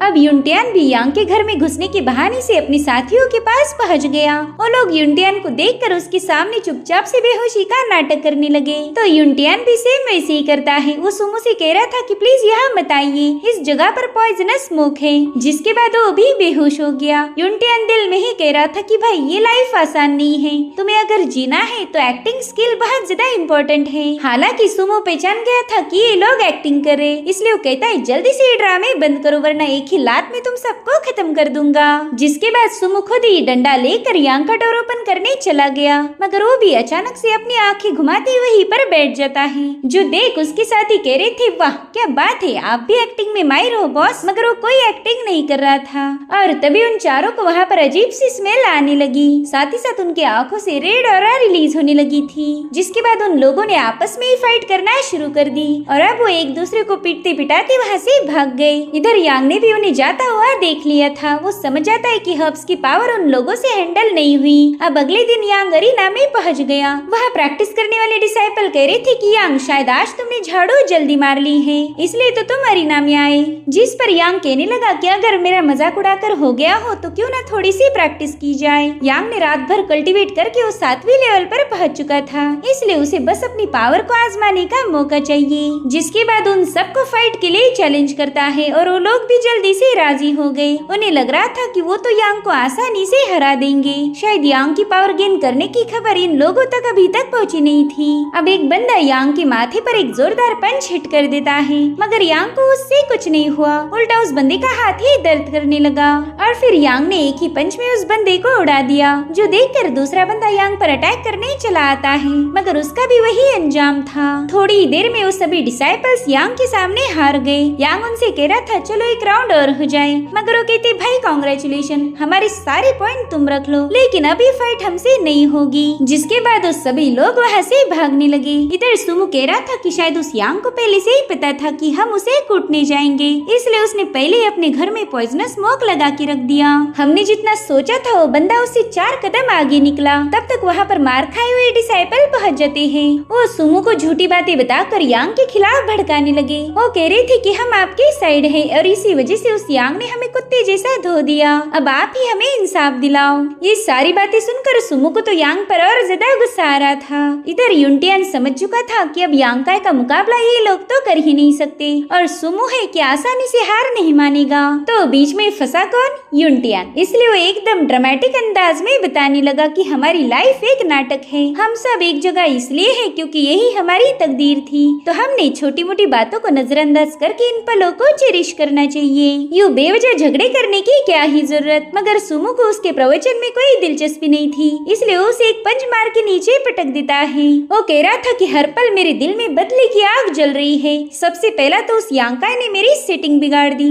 और फिर उसने मुझे सबके सामने बेइज्जत किया, उससे बदला लेने के बाद ही मुझे सुकून मिलेगा। इसलिए युनटियान उसे एक और प्लान बता देता है। ये प्लान सक्सेसफुल हो गया तो उसका रिवेंज पूरा हो जाएगा। इधर यांग 7वीं लेवल पर पहुंचते ही सीक्रेट बुक ने उसे मार्शल आर्ट की एक और टेक्निक रिवील कर दी, जिसका नाम था ट्रू यांग जू। ये टेक्निक उसी जगह प्रैक्टिस की जा सकती थी जहाँ पर ढेर सारी यांगची पावर हो। ट्रू यांग जू टेक्निक की प्रैक्टिस करने से बॉडी टेम्परेचर काफी ज्यादा हाई हो जाता है। यांग ने बस एक बार ही उसे प्रैक्टिस किया था, मगर उतने से ही उसका एक्यूपंक्चर पॉइंट ओपन हो गया था और फाइनली उसकी बॉडी बहुत ही ज्यादा खतरनाक यांग पावर को रिलीज करने लगी, जिससे उस पूरी जगह पर मानो तूफान आ गया था। थोड़ी देर में यांकाई उस टेक्निक को मास्टर कर लेता है, लेकिन उसे इसमें और आगे जाने के लिए यांग एनर्जी का लोकेशन ढूंढना था। अगर वो ऐसी जगह पर कल्टीवेट कर ले तो उसकी बॉडी यांग लिक्विड का ड्रॉप बना पाएगी। इसलिए यांकाई डिसाइड करता है कि वो रात के समय इस यांग एनर्जी की तलाश करेगा, क्योंकि यांग एनर्जी सूरज की रोशनी में नजर नहीं आती।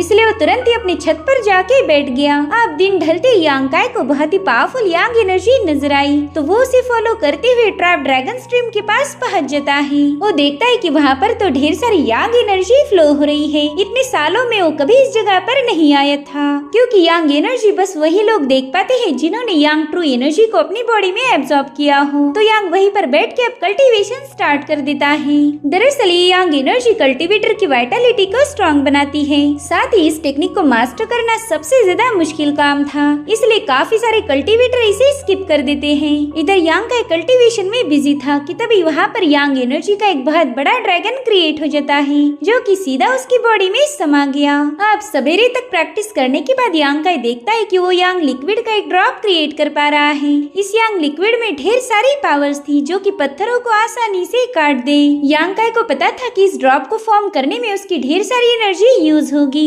इसलिए वो इस ड्रॉप को बस मुश्किल वक्त में यूज करने का डिसाइड करता है। और तभी एक एल्डर अचानक से उसके पीछे से आ गए, तो यांकाई ने तुरंत ही उन पर अपनी यांग लिक्विड ड्रॉप से अटैक कर दिया, मगर वो एल्डर समेरेती साइड में हट चुके थे। अब वो बड़ी ही तेजी से उसके पास आकर उसे अपने फिंगर से ही काफी दूर ढकेल चुके थे। वो कहने लगे, बच्चे तुमने तो बहुत ही कम उम्र में यांग लिक्विड को फॉर्म करना सीख लिया, ये तो काबिले तारीफ है, लेकिन तुम्हें दुश्मन और दोस्त के दरमियान का फर्क करना नहीं आता। इधर यांग सोचता है कि पास में मैंने इतनी तेजी से कभी किसी पर एक्शन नहीं लिया था, पता नहीं मेरी बॉडी इतनी जल्दी रिस्पॉन्ड कैसी कर रही है। अब वो तुरंत ही उस एल्डर से माफी मांगता है। वो कहने लगा कि मैं आपसे ही डर गया था और उसी गड़बड़ी में मैंने आप पर अटैक कर दिया, प्लीज मुझे माफ कर दीजिए। जिसके बाद उस एल्डर का नाम पूछता है, तो कहने लगे कि मुझे तुम एल्डर 11 नाम से बुला सकते हो। यांग को लग रहा था कि शायद ये लिंगशाओ पवेलियन के 11th एल्डर होंगे। इधर वो एल्डर यांग का ऐसे ही कहने लगे कि तुम्हें देखकर मुझे अपने एक पुराने दोस्त की याद आ गई, वो भी यहाँ आकर प्रैक्टिस किया करता था। था।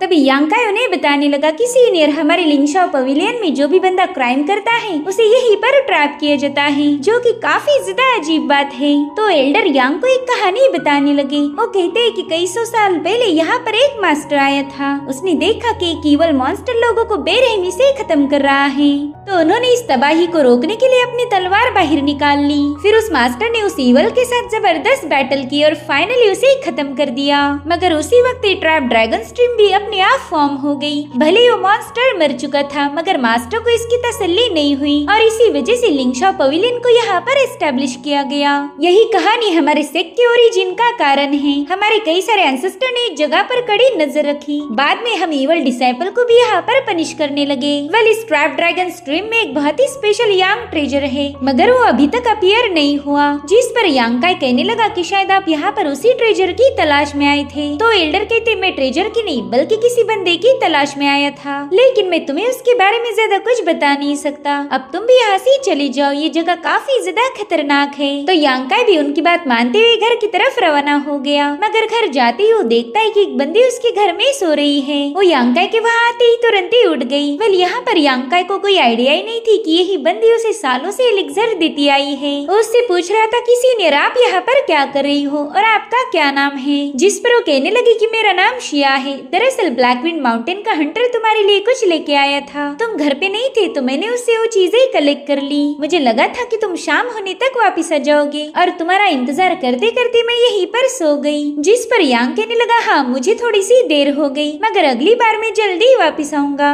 और तभी उसे क्लिक होता है कि उस बंदी से ऐसे बात कर रहा था मानो उसकी कोई गर्लफ्रेंड हो। इधर शिया कहती, तुम जल्दी आओ या फिर देरी से, मुझे उससे कोई लेना देना नहीं। मैंने ये पार्सल तुम तक पहुंचा दिया, अब मुझे जाना होगा। उसके जाने के बाद यांकाई उस हंटर के बारे में सोच रहा था। उस बंदी ने यांकाई के लिए कपड़े भेजे थे और उसका ही थैंक्स बोलने का अंदाज यांकाई को भी काफी ज्यादा पसंद आया। अब रात के समय शिया उसके दिमाग में घूमने लगी, तो खुद को समझाता है कि मुझे इन चक्करों में नहीं फंसना, इसलिए शिया के बारे में सोचकर कुछ भी हासिल नहीं होगा। अब अगले दिन यूनटियान एक लव लेटर लेकर यांग के डोर के पास पहुंच गया। उस लेटर में लिखा था, मेरी जान, मैं तुम्हें बहुत ज्यादा मिस करती हूँ, प्लीज मुझसे मिलने के लिए फेंगलिन माउंटेन आ जाओ, मुझे तुम्हें अपने दिल की बातें बतानी है। मगर उस लेटर को पढ़ते ही यांग समझ गया था कि ये सुमो की ही कोई नई प्लानिंग होगी। वो कह रहा था कि ये बंदा सुमो मुझे आराम से जीने नहीं देगा। खैर, अब मेरे पास ट्रू यांग जू की टेक्निक है, तो शायद मुझे उसकी प्रैक्टिस करने का भी मौका मिल जाएगा। इधर यूनटियान सुमो के पास पहुंच चुका था। वो कहता है कि जल्दी यांकाई यहाँ पर आने वाला है, तो आप पूरी तरह से रेडी हो जाओ। इसलिए सुमो भी अपने हाथ पाँव वार्म अप करते हुए कहने लगा कि फेंगलिन के इलाके में आना मना है, मगर मुझे उस कमीने की वजह से हमारे सेक्ट के रूल्स को ब्रेक करना पड़ा। उतने में ही वो लोग देखते कि वहाँ पर फेंगलिन टावर का लीडर चेन शाओफेंग पहुंच चुका है। अब सुमो ठहरा गुस्से वाला बंदा। वो कहता है कि अगर यांकाई के यहाँ आने से पहले इसने कोई नखरे दिखाए तो हम सबसे पहले इसकी ही पिटाई करेंगे। हालांकि यूनटियान को तो पता था कि उनकी ही पार्टी की पिटाई होने वाली है। इधर शाओफेंग सुमो से कह रहा था कि तुम लोग यहाँ नहीं आ सकते, फेंगलिन इलाका हमारा है, अगर अपनी जिंदगी से प्यार है तो जल्दी से यहाँ से दफा हो जाओ। उसके साथ मियार नाम की बंदी भी थी, तो उसे इम्प्रेस करने के लिए शाओफेंग अपनी पूरी कोशिश करने लगा। मगर सुमो तो रास्ते से हटने का नाम नहीं ले रहा था, जो देखकर मियार कहने लगी कि मैं तो यहाँ पर इसलिए आई ताकि मुझे थोड़ा सा सुकून मिलेगा, मगर ये लोग हमारा सारा प्लान चौपट कर रहे हैं। जिसके बाद वो शाओफेंग से कहने लगी कि खैर हमने यहाँ से वापस चलना चाहिए, वरना तुम बेवजह घायल हो जाओगे। जिस पर शाओफेंग कह रहा था, अरे तुम बिल्कुल टेंशन मत लो, इस सुमो ने आज तक एक मच्छर को भी नहीं मारा, भला ये मुझे क्या ही इंजर्ड करेगा। और अब इसी बहसबाजी की वजह से उन दोनों में फाइट शुरू हो गई। वो दोनों एक दूसरे पर पंच हिट करते हैं, मगर सुमो की रिस्ट तो तुरंत ही ब्रेक हो गई। वो समझ जाता है कि शाओफेंग ने हाल ही में कायुन रेल्म पर ब्रेक थ्रू किया है, जबकि सुमो अभी भी बॉडी टेम्परिंग स्टेज पर था।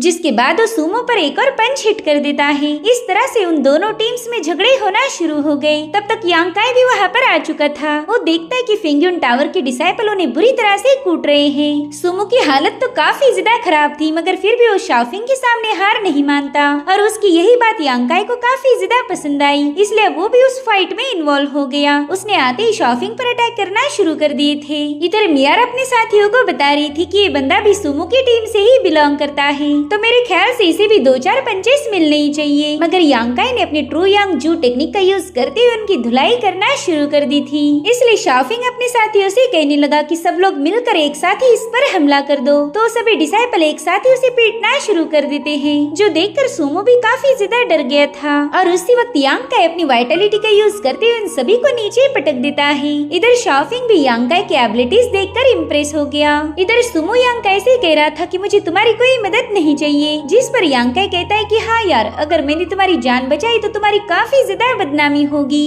जिस पर वो कहता है नहीं बेवकूफ, वो बंदा काइयुन रेल्म पर है, अगर उसके साथ फाइट करोगे तो डेफिनेटली मारी जाओगे। यांग कहता है अब तो तुम मेरी फिक्र कर रहे हो, कोई नहीं, देखना मैं जरूर से इस बंदे को हरा दूंगा। जिसके बाद शाओफिंग ने उस पर अटैक करना शुरू कर दिए। यांग समझ चुका था कि इस बंदे की बॉडी काफी ज्यादा फ्लेक्सिबल है, इसलिए वो यांग के हर एक अटैक को काउंटर कर रहा था। लेकिन फिर यांग ने उसके मुंह पर एक पंच मारकर उसे और ज्यादा भड़का दिया था, तो शाओफिंग तुरंत अपनी स्वॉर्ड निकाल कर उस पर अटैक करना शुरू कर देता है। भले यांग ने उसके अटैक को डॉज कर दिया, मगर फिर भी वो बुरी तरह से घायल हो चुका था। तभी सुमो यांकाई को बताने लगा कि इस बंदे के पास अजीब सी स्पीड है, इसलिए तुम्हें थोड़ा सा केयरफुल रहना होगा। तो यांग ने अपनी गोल्डन बॉडी को एक्टिवेट करते हुए अपने हाथों से उसकी स्वॉर्ड को होल्ड कर दिया। उसका हाथ कट रहा था, मगर फिर भी उस तलवार को पकड़कर शाओफिंग को अपनी तरफ खींच लेता है। जिसके बाद यांग ने उस पर एक पावरफुल पंच हिट कर दिया, जिससे शाओफिंग सीधे बेहोश हो गया था। इधर यांग को पता था कि इसी लड़की ने ये फाइट शुरू करवाई थी, इसलिए उसे डराने के ख्याल से उसके पास चला जाता है। लेकिन मियार तो उसका हाथ पकड़ते हुए कहने लगी कि मैं फेंग्यून टावर से बिलोंग नहीं करती, और देखो तो तुम्हारा हाथ कट गया, रुको मैं अभी तुम्हें पट्टी कर देती हूँ। तभी यांग अपना हाथ छुड़ाने के चक्कर में उसे गलत जगह टच कर देता है, जो देखकर सुमो कह रहा था कि यांकाई अगर इस बंदी ने तुम्हें पटा लिया तो मैं तुम्हें एक लूजर समझूंगा। जिस पर यांकाई कहने लगा भाई भलाई का तो जमाना ही नहीं रहा, एक तो मैंने तुम्हारी जान बचाई और तुम मुझे ही डांट रहे हो, चलो अब अपना हाथ दो। जिसके बाद उस सुमो को लेकर वहाँ से रवाना हो गया। अब यांकाई ने घर आते ही कल्टीवेट करना शुरू कर दिया था। उसकी बॉडी में बहुत ही स्ट्रॉन्ग एनर्जी फ्लो हो रही थी, और तभी वो देखता है कि उसने बॉडी टेम्परिंग की और एक लेवल पर ब्रेक थ्रू कर लिया है। वो समझ जाता है कि उसने शाओफिंग के साथ जो फाइट की उसी की वजह से ये लेवल अप हुआ। अब अगले ही दिन वो अपना एज यूजुअल साफ सफाई करने का काम कर रहा था। तभी उससे मिलने के लिए सुमो पहुंच जाता है, तो यांकाई ने बड़ी स्टाइल के साथ अपना झाड़ू उस पर पॉइंट कर दिया। वो कहता है क्या हुआ सुमो, दोबारा से मेरे साथ फाइट करनी है क्या? मगर सुमो तो उसके लिए बेहतरीन क्वालिटी की वाइन लेकर आया था, ताकि उन दोनों में दोस्ती हो जाए। मगर उन्हें वाइन पीकर एंजॉय करता हुआ देखकर एल्डर मिंग ने उनके 5 पॉइंट कट कर दिए, इसलिए ये लोग तुरंत ही वहाँ से भाग जाते हैं। अब ये दोनों रिवर के किनारे बैठकर वाइन पीने लगे। तभी सुमो उससे पूछने लगा कि भाई तुमने मेरी जान क्यों बचाई? मैं तो तुम्हारे हाथ धोकर पीछे पड़ा था, फिर तुमने मेरी मदद क्यों की? जिस पर यांग कहने लगा कि हम दोनों भी एक ही सेक्ट के डिसाइपल हैं, तो हमने भाइयों जैसा रहना चाहिए, और वैसे भी तुम काफी ज्यादा हैंडसम हो, इसीलिए मैं नहीं चाहता था कि उस बंदे से मार खा के तुम्हारा थोबड़ा खराब हो जाए। जो सुनकर सुमो को हंसी आने लगी। जिसके बाद वो यांग से कहने लगा कि भाई पास में जो भी हुआ उसके लिए मुझे माफ कर दो, मैंने तुम्हें समझने में गलती कर दी थी। साथ ही साथ वो यांग के लिए एक एलिक्सर बोतल भी लेकर आया था। भले यांग को अब एलिक्सर की कोई जरूरत नहीं थी, मगर फिर भी वो सुमो का दिल रखने के लिए उसे एक्सेप्ट कर लेता है, और इस तरह से फाइनली इन दोनों में दोस्ती हो गई। तभी सुमो कहते हैं भाई कल मैं तुझे एक बेहतरीन जगह लेके जाऊंगा। जिस पर यांग कहते हैं ना बाबा, मुझे प्लेजर हाउस में नहीं जाना, मुझे वो जगह बिल्कुल भी पसंद नहीं। जिस पर सुमो कहता है अरे बाप रे, वहाँ तो मैं भी नहीं जाता, अगर मेरी सिस्टर को पता चला ना तो मुझे जान से मार देगी, बस कल तुम मेरे साथ चलो। तो यांग भी इसके लिए राजी हो गया। अब अगले दिन ये लोग ट्रेड मार्केट की तरफ रवाना हो गए। सुमो बता रहा था कि इस जगह पर फेंग्यून टावर, लिंगशॉ पवेलियन और ब्लड बैटल क्लैन के लोग बिजनेस करते हैं। वहाँ पर ढेर सारे पावरफुल फ्रूट भी बेचे जाते हैं, मगर मेरे ग्रैंडफादर के पास उससे भी हाई लेवल के फ्रूट्स हैं। तभी जाओ यांग को बताने लगा कि सीनियर सुमो के ग्रैंडफादर हमारे सेक्ट के एक रिस्पेक्टेड एल्डर हैं। जो सुनते ही यांकाई को उस एल्डर 11 की याद आई, इसलिए वो इन लोगों से पूछ रहा था कि हमारे सेक्ट में टोटल कितने एल्डर्स हैं। तो जाओ कहता है भाई हमारे सेक्ट में 5 एल्डर और 1 सेक्ट लीडर हैं। साथ ही साथ सुमो ने बताने लगा कि हमारे लीडर इमॉर्टल असेंशन रेल्म के पिक पर पहुंच चुके हैं, बस एक बेहतरीन फाइट और फिर वो ब्रेक थ्रू कर लेंगे। वैसे ब्लड बैटल गैंग का लीडर हुन और फेंग्यून टावर का लीडर शाओरुआन, वो दोनों भी इमॉर्टल असेंशन की 6ठी और 7वीं लेवल पर है। वो दोनों तो कभी हमारे लीडर का मुकाबला कर ही नहीं सकते। जिसके बाद वो मायूस होकर बताने लगा कि हमारे लीडर पिछले 10 सालों से उसी लेवल पर अटके हुए हैं। जो सुनते ही सभी लोग हैरान हो गए।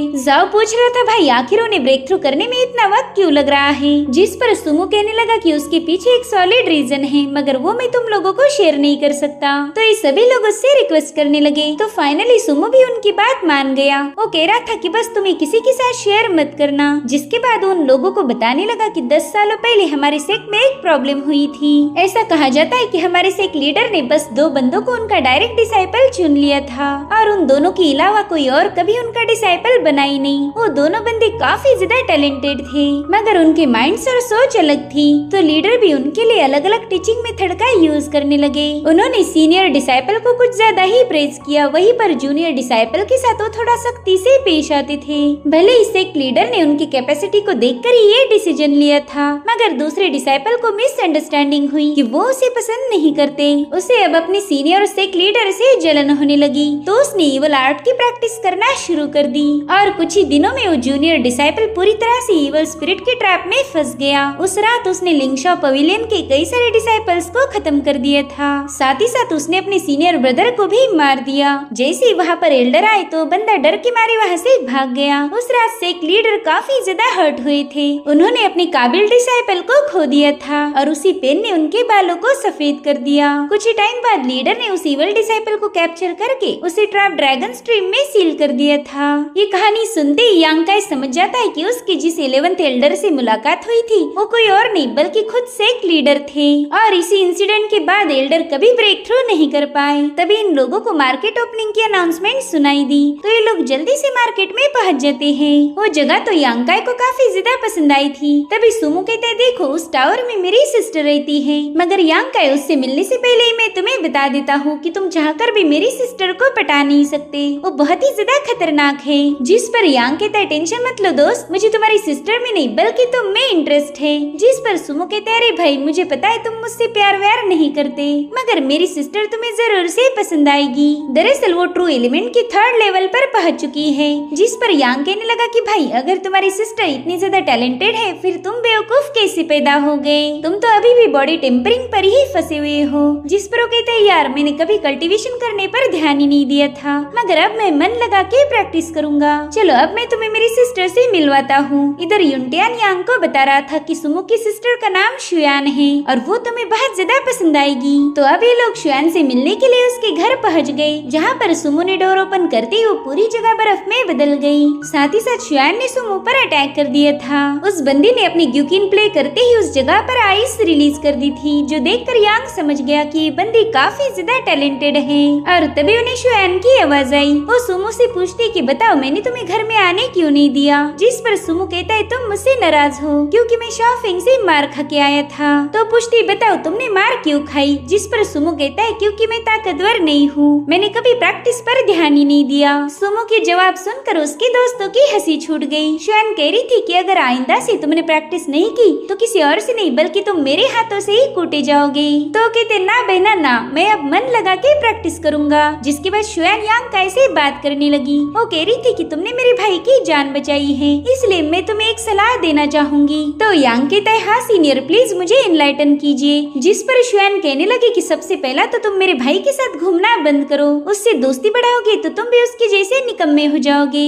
जो सुनकर सुमो के दोस्त उस पर और ज्यादा हंसने लगे। अब शुयान कहती कि यांग फिर कभी तुमसे मुलाकात होगी, फिलहाल तो मुझे प्रैक्टिस करनी है। हालांकि यांग को तो इस बंदी की आवाज काफी ज्यादा पसंद आई थी, वो तो उसे बिना देखे उस पर फुल टू फिदा हो गया। अब मार्केट में वापस आने के बाद सुमो अपने दोस्तों के साथ कहीं और चला गया और यांग काई वहीं पर यांग ट्रेजर की तलाश कर रहा था, मगर उसे कोई स्पेशल चीज नजर ही नहीं आ रही थी। तभी उसकी मुलाकात हुई मियार से। वो बंदी जानबूझकर उसका रास्ता रोक रही थी, मगर यांग उसे कोई भाव नहीं देता, लेकिन फिर भी मियार उसका पीछा नहीं छोड़ती। तो यांग उसे गुस्से में कहता है कि प्लीज मेरा पीछा मत करो। और तभी उसके बॉडी में मौजूद यांग एनर्जी फ्लेम स्टोन को देखकर रिएक्ट करने लगी, मगर वो फ्लेम स्टोन काफी ज्यादा महंगे थे, इसलिए मियार उस बंदे को इशारा कर देती कि वो सारे पैसे पे कर देगी। दरअसल वो शॉप ब्लड बैटल क्लैन यानी कि मियार के क्लैन का था, इसलिए मियार की वहाँ पर काफी अच्छी रेपुटेशन थी। वो यांग को जानबूझकर मस्क मारने लगी ताकि यांग उसके प्यार में बावला हो जाए।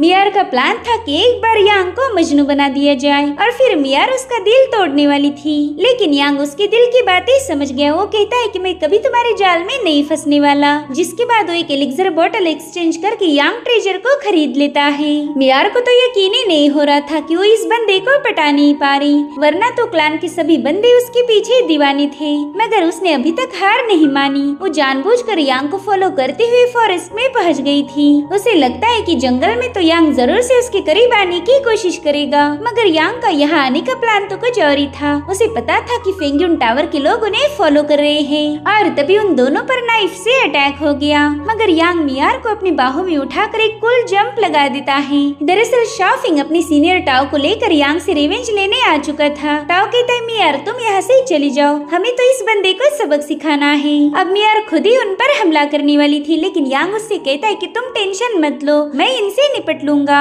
जिस पर मियार कहती कि टाओ हाल ही में काइयुन रन की 5वीं लेवल पर पहुंच चुका है, वो शाओफिंग से भी ज्यादा पावरफुल है, तो तुम अकेले उन दोनों का मुकाबला नहीं कर सकते। भले ही वो तुम पर अटैक करे, लेकिन वो मुझे मारने की हिम्मत नहीं करेंगे, इसलिए तुम यहाँ से भाग जाओ और मैं यहीं पर उन्हें रोक लूंगी। लेकिन यांग इसके लिए मना कर देता है। वो कह रहा था कि जब मैं कमजोर था तब भी मैंने कभी हार नहीं मानी, अब तो मेरे पास पावर है, भला अब मैं पीछे क्यों हटूंगा। और वैसे भी मैं तुम्हें यहाँ पर अकेला छोड़कर नहीं जाने वाला, क्योंकि मुझे इन दोनों पर जरा भी भरोसा नहीं है। इसलिए मियार अब पीछे हट जाती है। इधर टाओ यांग से कहने लगा कि थोड़ी देर में तुम हेल में पहुँचने वाले हो, प्लीज उसके लिए मुझे ब्लेम मत करना। जिस पर यांग कहते हैं ना बिल्कुल नहीं करूंगा, चलो बकवास बंद करके मेरे साथ फाइट करो। उसकी बातें सुनकर शाओफिंग काफी ज्यादा भड़क गया था, इसलिए वो तुरंत ही अपनी सोड बाहर निकाल लेता है। इधर यांग का अपनी ट्रू यांगजू पावर को एक्टिवेट नहीं कर पा रहा था, क्योंकि उसकी बॉडी ने फ्लेम स्टोन की सारी एनर्जी को अपने अंदर एब्जॉर्ब कर लिया।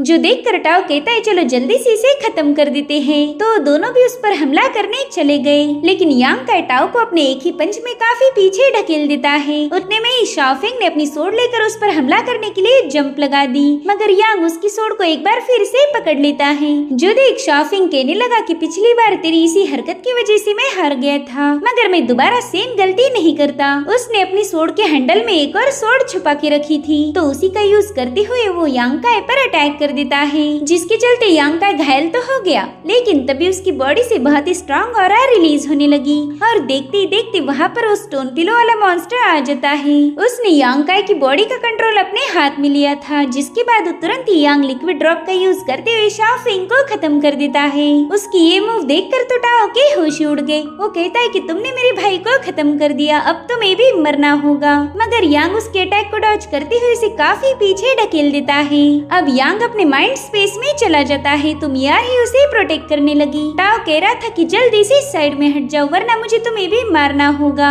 इधर यांग काय को काफी ज्यादा गिल्टी फील हो रहा था कि उसके हाथों से किसी का खून हो चुका है, मगर उसे याद आता है कि उस घोस्ट ने ही उसकी बॉडी का कंट्रोल लिया था। और उतने में वो घोस्ट उसके सामने अपीयर हो जाता है। वो कहता है कि एक लंबे अरसे के बाद मैंने किसी को खत्म किया, यकीन मानो ये एहसास बहुत ही ज्यादा स्पेशल है। हालांकि यांग उस पर काफी ज्यादा भड़क गया था। वो उससे पूछता है कि बताओ तुमने उस बंदे को क्यों मारा, जिस पर वो घोस्ट कहने लगा कि अगर मैं उसे नहीं मारता तो तुम उसके हाथों मारे जाते, तुमने तो मुझे थैंक्स बोलना चाहिए। खैर अभी भी एक बंदा बाकी है, तो क्यों ना हम दोनों मिलकर उसे भी रास्ते से हटा दे। जिस पर यांग काय कहने लगा कि मैं किसी की जान नहीं लेने वाला, तो घोस्ट कहता है कि अगर तुम मारोगे नहीं तो मारे जाओगे, स्ट्रॉन्ग बनने के बाद तुम्हें लोगों को खत्म करना ही पड़ेगा। खैर ये तुम्हारा पर्सनल मैटर है, लेकिन तुम्हें जल्दी से डिसीजन लेना होगा, क्योंकि तुम्हारी उस दोस्त की जान खतरे में है। इधर मियार उस बंदे के साथ फाइट तो कर रही थी, मगर वो ज्यादा देर तक उसे होल्ड नहीं कर सकती। अब टाओ से खत्म कर पाई इससे पहले यांग काय उसके अटैक को रोक लेता है,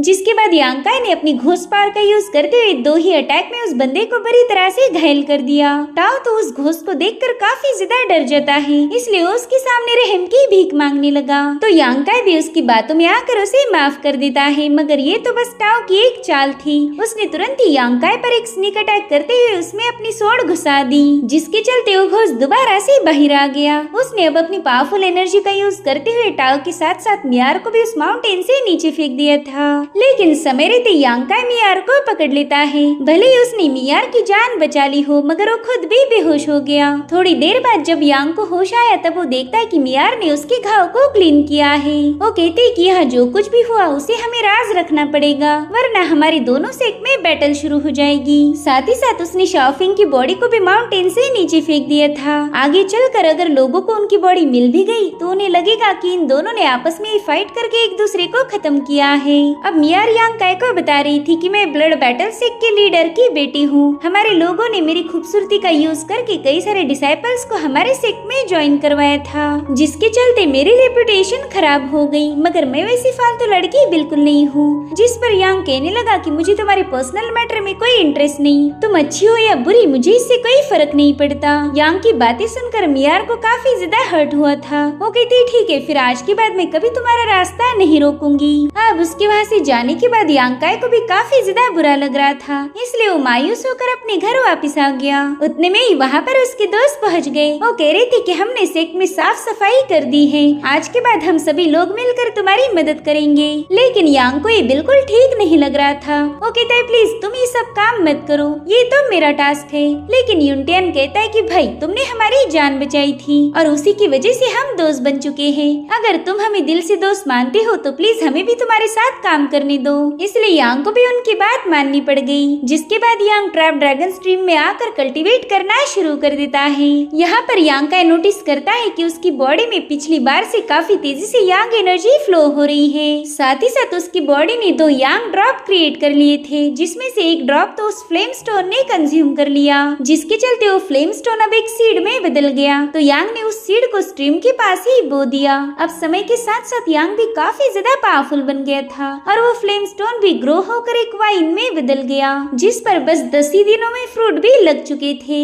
वहीं पर यांग ने भी अपने सेक्ट के बॉडी टेम्परिंग लेवल के हर एक बंदे को हरा दिया था और उसकी इस प्रोग्रेस को देखकर शिया भी काफी ज्यादा इम्प्रेस हो गई। इधर यांग का 2 फ्रूट्स कंज्यूम करके कल्टीवेशन स्टार्ट कर देता है, जिससे उसकी बॉडी में बहुत ही स्ट्रॉन्ग एनर्जी फ्लो होने लगी थी। उसे ऐसा लग रहा था कि मानो उसकी मसल्स में आग लग गई हो। और फाइनली यांकाई ने लेवल अप कर लिया। वो अब बॉडी टेम्परिंग की 9वीं लेवल पर ब्रेक थ्रू कर चुका था, मगर उसने अभी तक जितना यांग लिक्विड स्टोर किया वो सारा के सारा लेवल अप करने के चक्कर में यूज हो गया था। अब तो दूसरा यांग ट्रेजर खरीदने के लिए उसके पास पैसे भी नहीं थे, मगर तभी उसे याद आता है कि यांग प्लांट के सीड उतने ज्यादा एक्सपेंसिव नहीं हो सकते, उन्हें वो आसानी से अफोर्ड कर सकता था। इसलिए वो तुरंत ही फ्रूट सीड परचेज करने के लिए मार्केट में पहुंच गया। मगर वो शॉपकीपर उससे कह रहा था कि मेरे पास के सारे फ्रूट सीड ब्लड बैटल के लोगों ने खरीद लिए हैं और फिलहाल वो माइनिंग एरिया में है, लेकिन तुम वहाँ नहीं जा सकते क्योंकि तुम एक आउटसाइडर हो। खैर वो लोग 2 महीनों के बाद बाहर आ जाएंगे, तब तुम उनसे मिल सकते हो। मगर यांग इतना लंबा इंतजार नहीं करना चाहता था, तो बंदा उससे कहने लगा कि क्यों ना तुम मियार की मदद लो, वैसे भी वो बंदी तुम्हें काफी ज्यादा पसंद करती है, वो तो तुम्हें आसानी से माइनिंग एरिया में लेके जाएगी। वैसे भी आज वो इस मेंशन में किसी से मिलने आई है, तो तुम चाहो तो उससे बात कर लो। लेकिन यांग को लग रहा था कि उस दिन मैंने मियार का दिल तोड़ दिया, भला वो मेरी मदद क्यों ही करेगी। मगर फिर भी वो एक बार मियार को मनाने की कोशिश करना चाहता था, इसलिए उस मेंशन के बाहर पहुंच गया और उसके वहाँ आने का एहसास मियार को भी हो चुका था। हम देख पाते हैं कि वहाँ पर मियार की ट्विन सिस्टर भी मौजूद थी। वो कहती अच्छा तो ये है यांकाई जिसका तुमने जिक्र किया था, तुमने बताया था कि ये बंदा लड़कियों को बिल्कुल भी घास नहीं डालता, तो क्यों ना हम दोनों शर्त लगाकर इसे आजमा ले। मैं जानती हूँ ये बंदा भी दूसरे लड़कों जैसा फालतू होगा, लेकिन मियार तो ये सब करना नहीं चाहती थी, मगर उसकी सिस्टर ने तुरंत ही उस पर हमला कर दिया, जिसके बाद वो खुद ही यांग को इनवाइट करती है। यांग तो उसे देखते ही समझ चुका था कि मियार आज थोड़ी अजीब लग रही है। अब वो आते ही यांग को चाय देकर उसके साथ फ्लर्ट करना शुरू कर देती है। वो उससे पूछ रही थी कि ये चाय तुम्हें पसंद आई, तो कहते हैं हाँ ये तो एकदम बढ़िया है। तो कहती तुम मुझे ट्राई क्यों नहीं करते, मैं तो इससे ज्यादा टेस्टी हूँ। उसकी बातें सुनते ही यांग का काफी ज्यादा डर गया था, जिसके बाद वो पूछती कि बताओ तुम यहाँ क्यों आए थे। तो यांग कहने लगा कि स्टोन फ्लेम सीड हासिल करने में मुझे तुम्हारी मदद चाहिए। तो कहती बस इतनी सी बात, ठीक है मैं तुम्हारे लिए वो सीड अरेंज कर दूंगी। जिसके बाद वो ठुमकते हुए चलकर बिस्तर की तरफ जाने लगी। इधर यांग भी एक सेकंड के लिए उसकी मोह माया में फंस गया था। उतने में वो चिल्लाने का नाटक करने लगी।